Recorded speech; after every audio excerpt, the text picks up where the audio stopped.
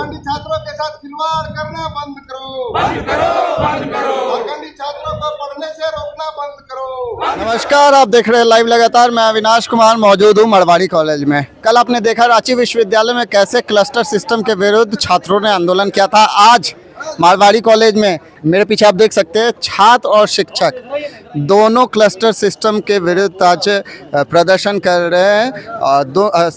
शिक्षक और छात्र दोनों मिलके क्लस्टर सिस्टम ना हो इसकी मांग कर रहे हैं। चलिए हम पहले शिक्षक से बात करेंगे, फिर जानेंगे छात्रों की राय।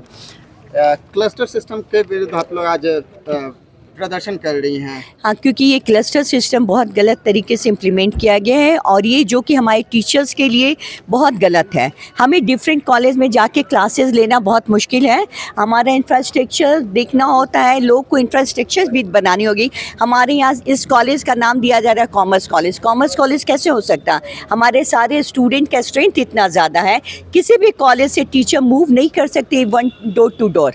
ये तो हम लोग we are not a bonded level ना, कि हमको कहीं भी आप ढकेल दीजिए, वहाँ जाइए, यहाँ जाइए। क्या आने जाने का TA मिलेगा? मुझे नहीं मिलेगा। और हम क्यों इस चीज़ को, ये NEP में बहुत ही गलत मैसेज जा रहा है।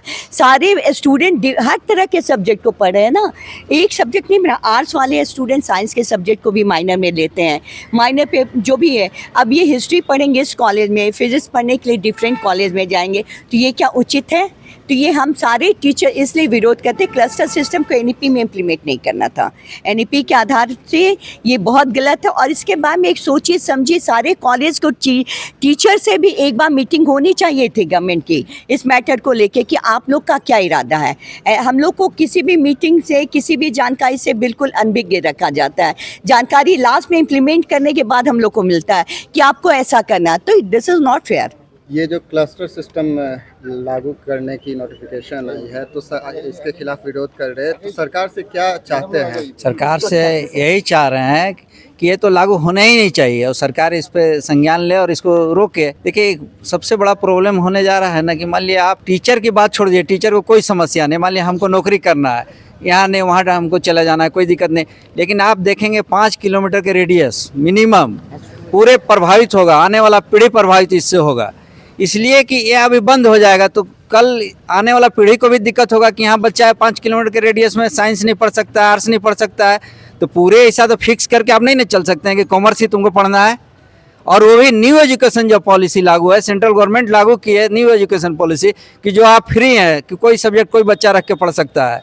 तो आज आप इस क्लस्टर सिस्टम बना के इसको लागू कर रहे हैं कि एक सब्जेक्ट केवल पढ़ना है, तो हानि है इस क्षेत्र के लोगों को भी। 5 किलोमीटर के रेडियस को देखिएगा, आने वाला समय में यहाँ के बच्चे नहीं पढ़ पाएंगे। मुख्य प्रॉब्लम क्या मेन प्रॉब्लम होगा छात्रों को जो एक शिक्षक के तौर पे आप देखते हैं?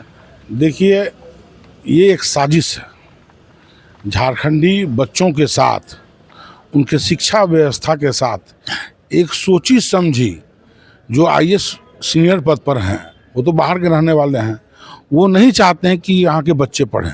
आप देखेंगे कि रांची विश्वविद्यालय या कोयलांचल विश्वविद्यालय जो राज्य का विश्वविद्यालय है, उसमें आज कौन बच्चे पढ़ रहे हैं? गरीब आदिवासी के बच्चे पढ़ रहे हैं, गरीब दलित के बच्चे पढ़ रहे हैं, कोई भ्रष्टाचारी अधिकारी का बच्चा इसमें नहीं पढ़ रहा है। तो वो चाह रहे हैं कि ये अच्छे से पढ़ नहीं पाएँ और कंपटीशन फेस नहीं कर पाएँ। इसलिए एक सब्जेक्ट की पढ़ाई मारवाड़ी कॉलेज में, तो दूसरे सब्जेक्ट की पढ़ाई डोरंडा कॉलेज में, जहां देश के यशस्वी प्रधानमंत्री कह रहे हैं कि यातायात की सुविधा को कम करेंगे। अब एक जगह सारा विषय है, सारे टीचर लोग हैं, सब लोग पढ़ा रहे हैं, सब लोग अच्छे से पढ़ रहे हैं, तो वो लोग नहीं चाहते कि यहाँ के बच्चे राइज करें। तो सीनियर IAS लोग मुख्यमंत्री के आंखों में धूल झोंक कर किसी तरह से इन प्रकार नियम पास करके तुगलकी फरमान लागू करना चाहते। चलिए, सुना आपने शिक्षकों से कि क्या कहना था शिक्षक का। चलिए कुछ छात्रों से बात कर लेते हैं और जानते हैं क्या कुछ कहना है उनका। ये जो प्रॉब्लम आने वाली है, तो शिक्षकों ने अपनी अभी प्रॉब्लम्स बताई। एक छात्र आप हैं, छात्र नेता हैं, तो छात्रों को क्या प्रॉब्लम है? सभी शिक्षक संघ को बहुत बहुत धन्यवाद और साधुवाद, जिन्होंने छात्रों को मजबूरी समझकर, छात्रों की परेशानियों को समझकर वो अपना और आज वो अपना ये काला रिबन बांधकर धरना प्रदर्शन कर रहे हैं। मैं उनका पुनः स्वागत और अभिनंदन करता हूं और अभू अधिकार मंच छात्र संगठन उनको धन्यवाद देती है और उनका समर्थन करती है।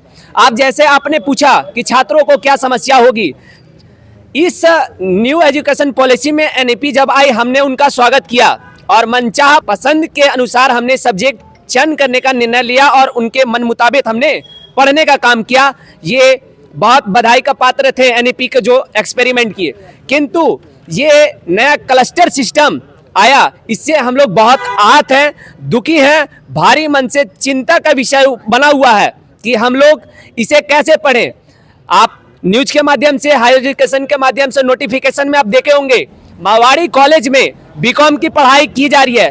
तो मैं क्या जो भी इनको गठित किए हैं, क्या मैं झारखंड सरकार से पूछना चाहता हूं, अगर मैं यहाँ पे मेरा घर है और हमको पढ़ने का मन है साइंस, क्या मैं बीकॉम के कॉलेज में पढ़ सकता हूं? नहीं। तो आप अगर जब जो पुरानी व्यवस्था थी कि मेरे घर के पास होके मुझे आर्ट्स, कॉमर्स, साइंस कोई भी मन मुताबिक सब्जेक्ट पढ़ना था तो मैं इस मारवाड़ी महाविद्यालय में पढ़ सकता था। क्या इस पॉलिसी के लाने के मतलब मैं यहाँ पे पढ़ सकूंगा? तो जवाब है नहीं। अगर मुझे पढ़ना होगा, अगर मैं मेजर पेपर पढ़ने के लिए भी अगर मारवाड़ी से बाहर गया, अगर मारवाड़ी में मैं अगर पढ़ा तो मैं मारवाड़ी में पढ़ूंगा, तो जी पेपर का क्लास मैं कहां करूंगा? मैं पूछना चाहता हूं इस सरकार से, क्या आपने इस व्यवस्था को लागू करने के लिए क्या आपने शिक्षक से, प्रिंसिपल से, वीसी से, किन्हीं से आपने इस बात को लेके मैसेज या उस प्रॉब्लम को समाधान के लिए आपने बात किया? तो जवाब है नहीं। आप 21 तारीख और 22 तारीख को ये क्लस्टर सिस्टम लागू करने के बाद आप मीटिंग ले रहे हैं, क्या ये सही है? तो जवाब है नहीं। इसलिए नहीं है क्योंकि आपको जब इस व्यवस्था को लागू करना चाहिए था तो क्या मारवाड़ी महाविद्यालय में, डोरंडा में या रांची विश्वविद्यालय में क्या इंफ्रास्ट्रक्चर अच्छा है तो आप उसको लागू कर सकते हैं? तो जवाब है नहीं। अगर आपके पास व्यवस्था नहीं है, आपके पास उतने शिक्षक नहीं है, आपके पास पढ़ाने के लिए उतना सामान उपलब्ध नहीं है, आपके पास व्यवस्था नहीं है, तो क्या आप क्लस्टर सिस्टम लागू कर सकते हैं रांची विश्वविद्यालय या झारखंड में? तो जवाब है नहीं।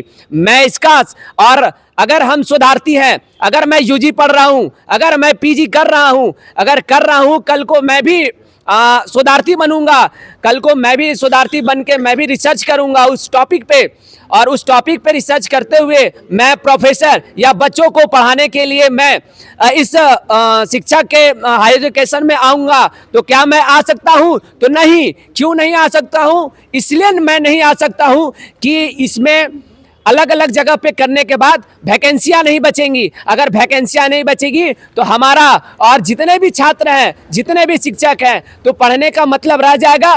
तो जवाब है नहीं। इसलिए नहीं कि वैकेंसी नहीं आएगी, और वैकेंसी नहीं आएगी तो हम लोग पढ़ नहीं पाएंगे। हम लोग पढ़ नहीं पाएंगे तो हायर एजुकेशन जितना भी है ये झारखंड में डूबता चला जाएगा, डूबता चला जाएगा। और हम लोग झारखंड के बच्चे हैं, हम लोग पढ़ना जानते हैं, हम लोग लड़ना जानते हैं, और हम लोग जरूरत पड़ा तो झारखंड को, सरकार को जगाने का काम करेंगे। इसीलिए शिक्षक संघ जिंदाबाद, छात्र संघ जिंदाबाद, मारवाड़ी कॉलेज जिंदाबाद, और जय झारखंड, जय झारखंड। सुना आपने छात्र नेता से, छात्रों से, शिक्षक से भी क्या समस्या है शिक्षकों को और क्या समस्या आ सकती है छात्रों को। अगर बेसिकली इसका कंक्लूजन किया जाए तो क्लस्टर सिस्टम आने से, जैसा छात्रों ने कहा कि दिन भर शहर घूमने में रह जाएगा, लेकिन उनको शिक्षा पूरी तरीके से टेंशन फ्री होके आराम से एक जगह पे मिल सकती थी, वो नहीं मिल पाएगी। ऐसे ही खबरों के लिए देखते रहिए लाइव लगातार। धन्यवाद। लाइव लगातार के वीडियो को लाइक करें, सब्सक्राइब करें और बेल आइकन को दबाना न भूलें।